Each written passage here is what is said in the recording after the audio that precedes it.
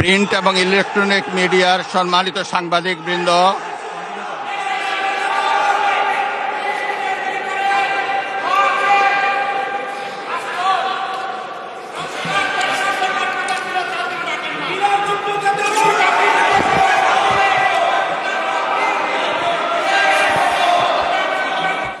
মাননীয় সদস্যবৃন্দ, সংসদের শৃঙ্খলা রক্ষা করুন। অনুগ্রহ করে নিজের আসনে বসে পড়ুন। রাষ্ট্রপতি ভাষণ শুনুন।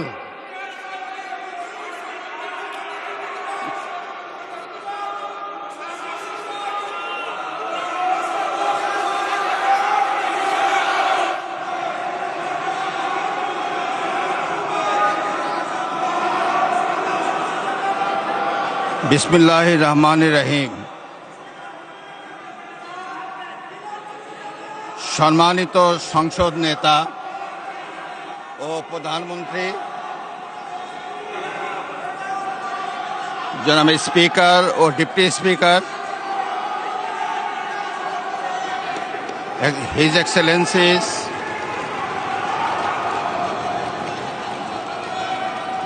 সম্মানিত সংসদ সদস্যবৃন্দ,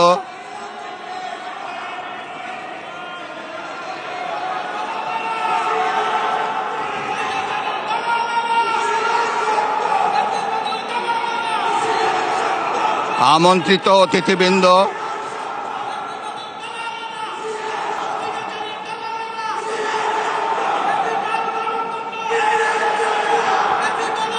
প্রিন্ট এবং ইলেকট্রনিক মিডিয়ার সম্মানিত সাংবাদিকবৃন্দ,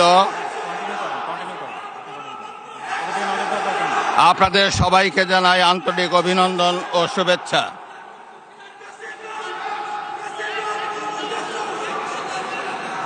জনাব স্পিকার,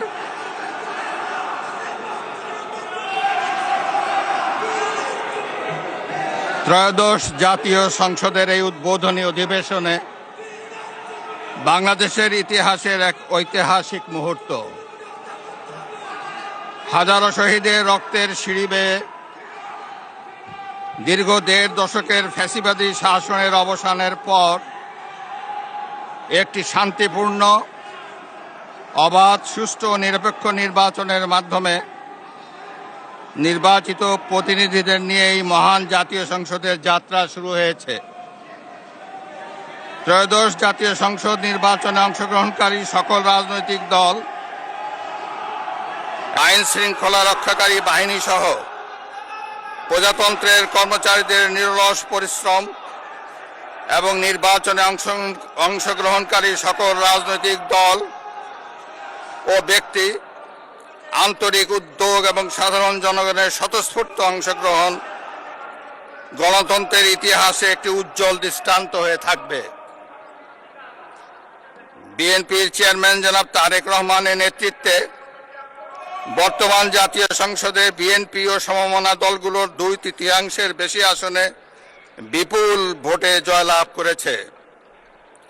জাতীয় সংসদে একটি শক্তিশালী বিরোধী দলের পাশাপাশি কয়েকজন স্বতন্ত্র সদস্য রয়েছেন।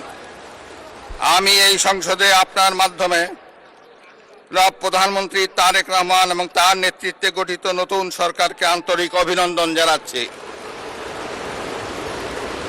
জাতীয় সংসদের সকল সদস্যের প্রতিও রইল আমার প্রাণ ঢালা শুভেচ্ছা ও অভিনন্দন। আমি মহান মুক্তিযুদ্ধের লাখো শহীদ এবং বীর মুক্তিযোদ্ধাদের শ্রদ্ধার সঙ্গে স্মরণ করছি। একই সাথে স্মরণ করছি বীরাঙ্গনা মা বোন।